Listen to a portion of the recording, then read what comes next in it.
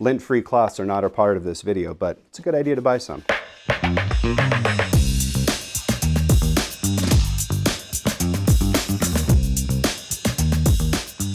Hi, I'm Matt with Digital Check, and today we're going to show you how to take care of your scanner. A few very simple things you can do that will make a huge difference in how well your check scanner does its job. Now, you may be wondering, do I really even need to clean a scanner? And the answer is yes. Anytime you have a machine with moving parts like this, you're going to have dirt, dust, and other kinds of debris getting into it. With a check scanner, you even get a little, almost microscopic pieces of paper that flake off when they go through the rollers and make their way into the inside of the device. There's nothing wrong with any of this. It's all totally normal. But the only thing you can do about it is to stay on top of cleaning it away. So, before we show you how to clean and maintain your scanner, let's talk a little bit about why you should do this and how to recognize the signs that your machine needs a little TLC. We've come to realize over the years that a lot of people don't recognize the signs that a scanner needs maintenance, because if you're not used to them, they can look a lot like all sorts of things.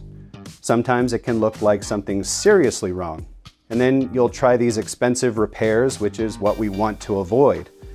It can be compared to your car overheating. You could take it to the mechanic, and it could cost you $1,000. But if you knew what to look for, you could just add a coolant for a few dollars and you could fix it before it started causing you other problems. That's what we're hoping to show you here. What kinds of things happen when you let the scanner go too long without cleaning? Well, first of all, over time, a lot of debris from the checks will build up on the rollers, reducing their ability to grip the check, especially the ones right here and here that pull the paper through the feeder. And since those rollers are turning very fast, the dust particles get crushed together into this hard, slick layer that's caked onto the surface. It's a little bit like the dirt that accumulates on your car after a storm. You can see here what a clean roller is supposed to look like, compared to this dirty one taken from a machine that wasn't cleaned for thousands and thousands of documents scanned. Now, this one is especially caked, but even before it gets like this, you'll start to see feeding problems as the rollers lose their ability to grip the paper. The most common problem you'll see is that a check will slip as it enters the track, which then registers as a paper jam and causes the machine to stop. Now, a true paper jam is when the document is actually stuck. For instance, if there's something blocking the track or if the document is torn or damaged and it gets crumpled up in the rollers, like you see here, with dirty rollers, there's nothing actively preventing the check from moving through the path, but an abnormal feed will trigger the scanner to stop, which is a good thing. We'll get to why in a minute. But the point is, if you have a scanner that seems like it's jamming randomly and repeatedly, and there's no obvious reason for it, dirty rollers and track are high on the list of suspects. One thing about a check scanner is that most of the dirt and debris from the documents tends to rub off right where you feed them in. On the one hand, that's great, because we can focus on cleaning that one area. But on the other hand, that's also where most of the sensitive parts other than the camera are located, so it's extra important to keep that area as clean as possible. Now, why is it a good thing that the scanner stops if the feed is a little off? Well, absolutely the most important thing when you read a check is to get the correct bank and the correct account number. Those are printed in magnetic ink right here at the bottom. And right here, near the feeder, is a special part called the Micker head that reads the magnetic ink, and it works a lot differently from the way a camera does. You can see here that the actual reader is this vertical stripe that picks up the magnetism as the check goes past. So the Micker head is reading the intensity of the magnetic signal in a straight line, which makes a waveform. And each number has a certain wave pattern that the machine will match to the right digit. Now, that process is very accurate, but it requires an incredibly constant rate of speed. If the feeding is even a little off, which can mean too fast, too slow, or it slips suddenly, then that waveform is ruined, and you'll get an unreadable account number. Or worse, if the Micker line is read incorrectly, it can lead to a wrong account number being reported and the check being wrongly posted. One of the other big issues you get from the roller slippage is a double feed, or what bankers sometimes call a piggyback, which is when two checks get pulled through at once. So you get something like this, where you accidentally scan the front of one check and the back of the other. In other words, the rear check is endorsed and scanned with the number intended for the front check. Of course, all the important information is on the front of the check, and so the second one, which has the front covered up, doesn't even register. It's like it disappeared from the pile. Now, the scanner has sensors that are supposed to prevent most double feeds. For example, if it detects too much thickness in the paper. But you don't want to rely on that as your only line of defense. Besides the main rollers, you have another part that's involved here, and that's called the discriminator, or separator. It sits across from the rollers, and it's supposed to provide just enough pressure that only one check at a time can pass through.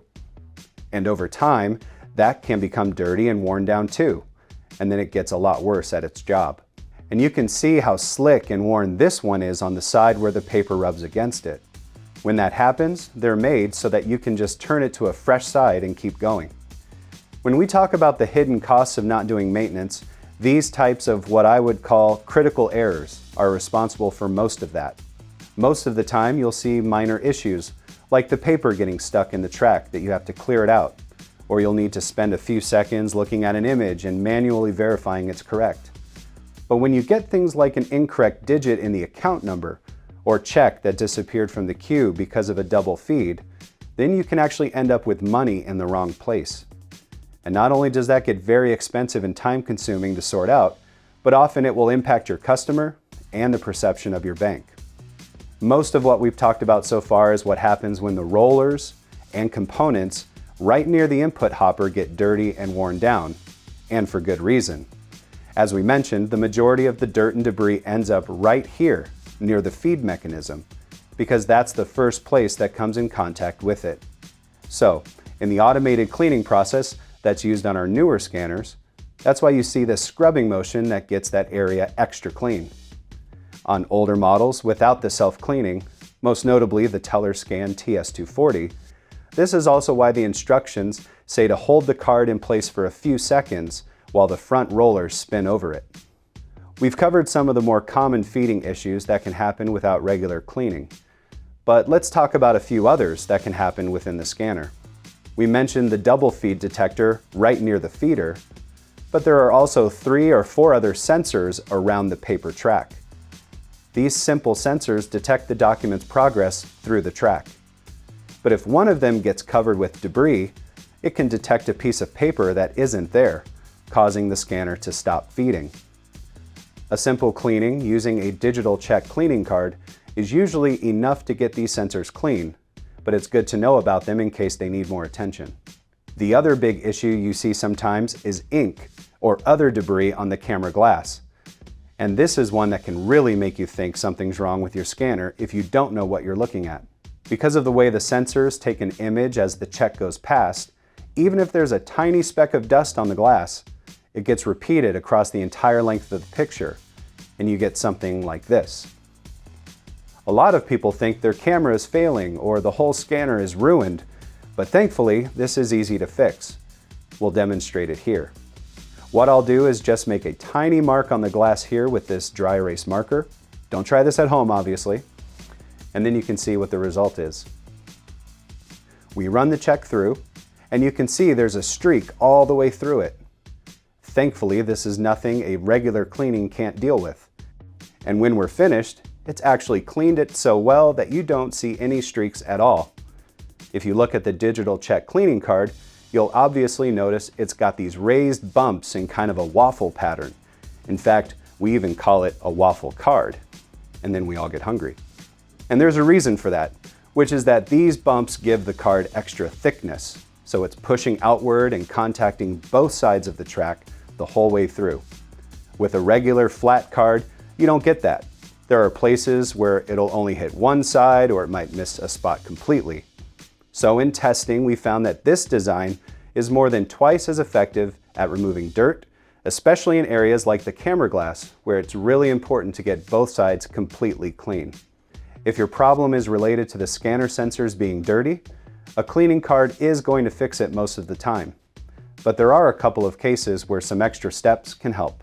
One is if there's accumulated debris sitting at the bottom of the track. A cleaning card won't necessarily be able to get to that. So, blowing it out with compressed air can help clear any obstructions. And be sure to check the inside of the track for objects, especially staples or corners of a check that have torn off. That can get stuck in the bottom and cause a more serious blockage. You can also do a more detailed cleaning of the camera glass or the area around the ink cartridge with an alcohol swab. So we've talked a lot about the signs that your scanner needs maintenance and how to do it. But how does that add up in dollars and cents? Well, about 25 to 30% of the scanners we get sent back for factory repairs turn out to have nothing wrong with them. They just need routine maintenance that the user could have done. Before you even get close to the point where you'd send a scanner back to the factory, you've probably seen it jam a bunch of times, spent time taking the scanner apart and trying to fix it yourself, called or written into your bank's support desk or our own. You've probably spent at least a couple of hours on it before you even get to the shipping costs and repair fees. It's safe to say it probably costs you $100 to $200 and a lot of wasted effort when you get fooled like that. And while the paper jams, that aren't really paper jams, are mostly just annoying and cost you a few seconds to run again, some of the other problems can be really expensive. A missing check from a double feed might not be noticed for days, and not only is retracing your steps costly and time-consuming, you'll have an upset customer until it's fixed. Your scanner won't let you down if you take care of it, so please, show it some love. We hope this video has shown you a little bit more about how your scanner works and why it's important to do regular maintenance. Until next time, I'm Matt with Digital Check.